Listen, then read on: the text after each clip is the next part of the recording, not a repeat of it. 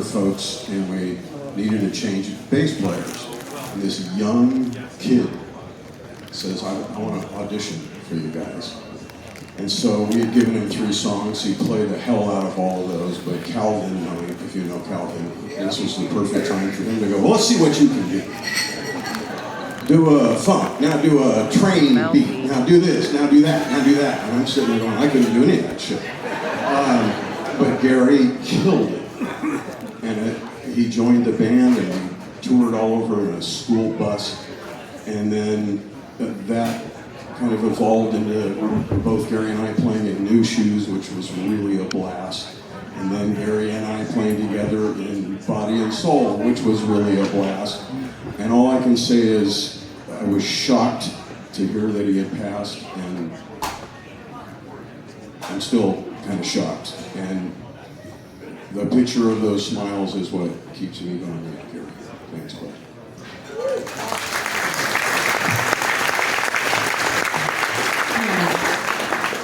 This is really hard to do, and I'm Margaret Lynn, and I wanted to say that we were doing a New Shoes gig down in Salem, and we were doing a sound check, and I had just learned news from my aunt that a cousin had passed away, and so I was really wondering how I was going to be able to get through the next hours and the gig and everything.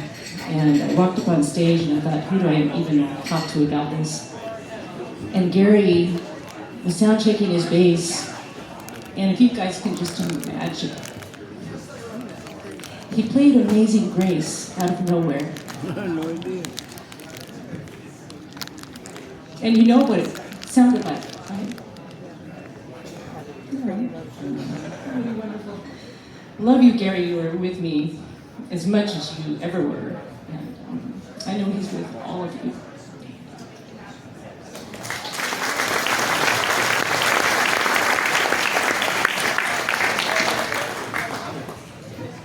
I had known Gary very long, but fellow bassist, but he was head and shoulders above everybody in that regard.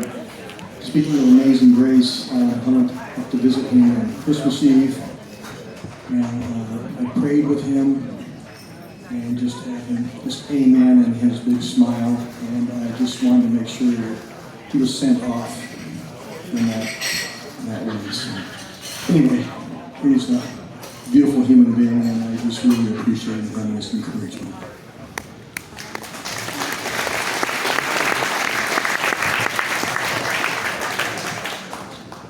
My name is Eddie West, and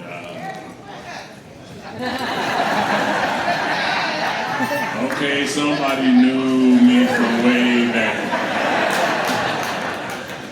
But I grew up in the same neighborhood as Gary and Mila and Eddie, and we were all kids trying to learn music, and they were a little older.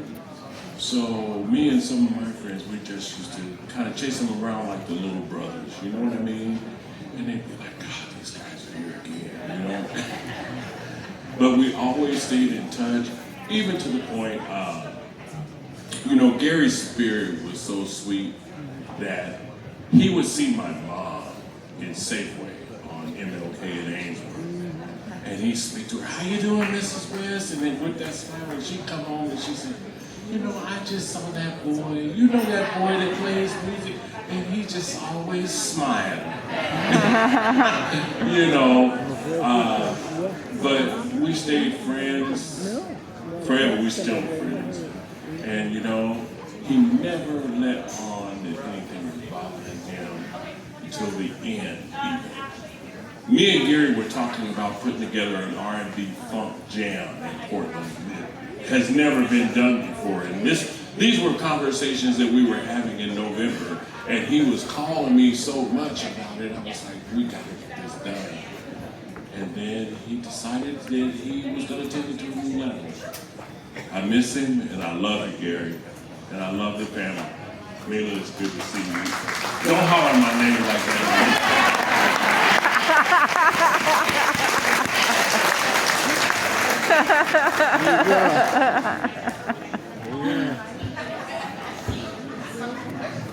Hi, my name is Brian Idle, and I met Gary through Eddie.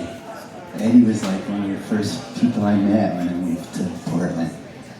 And we had fun at a lot of parties and after hours, and I'm so fortunate to be able to say I got to play one gig with him at least. And it was an impromptu gig. I didn't even know who was going to be playing. Chris was there, and Ron Tuttle, and had Gary on bass, and I didn't even know who I was going to play with, and then these guys were there, and I was like, yeah, this is going to be a great gig. And it was, and so thankful for that, and I'm really thankful that he played on a song of mine, so I eternally have him on one of my songs, and that just overwhelms me when I think about it, because he's such a wonderful guy. And he did it for free, too. It's like, I didn't even understand it. He's so busy, and he took time out for me to do that over at Ramsey's house. So it was like, I'm just so thankful to know him. And he was the nicest, soft-hearted, spoken guy. He was so nice to everybody he met. And he's always smiling, and we had that in common, and so we got along joyfully, and I miss him so much. I love him so much.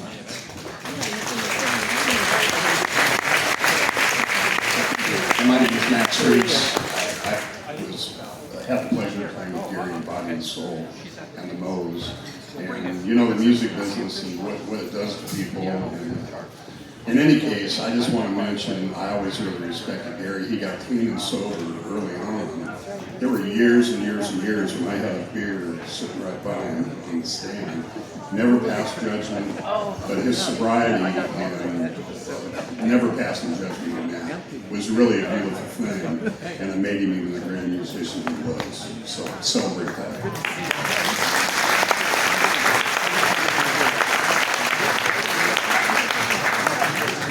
You're already in LA. Sure.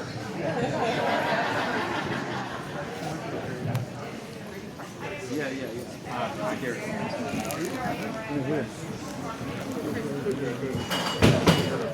Our first band.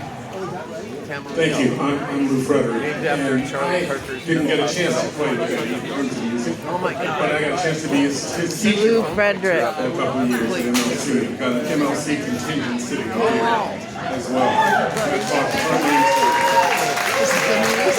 I made it a point of getting over to see Eddie play on a regular basis as often as I could when I could get away.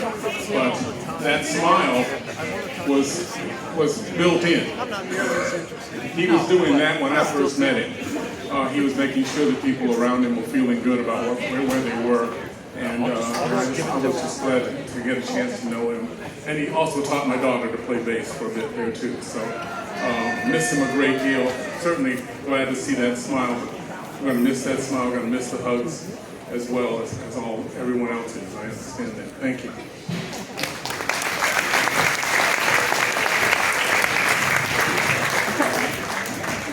My name is Robin Gibson. I had the pleasure of sharing the stage with Gary on several occasions. And what Norman was talking about earlier, when he said, if you fell down, Gary would walk over and pick you up and stand you back up. He did that to me so many times. Because I'm just a hack. But yeah, he always had a smile on his face, never had a bad thing to say about anybody. If you knew that a bad thought crossed his mind, you could tell because he would smile and say nothing.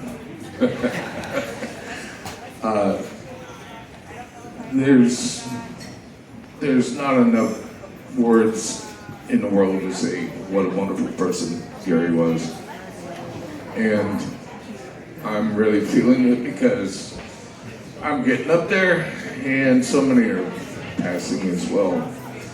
His roommate Carrie, for one, just recently. And Man. this is, I've often said that the onus of longevity is watching your friends pass before you. This one cuts deep.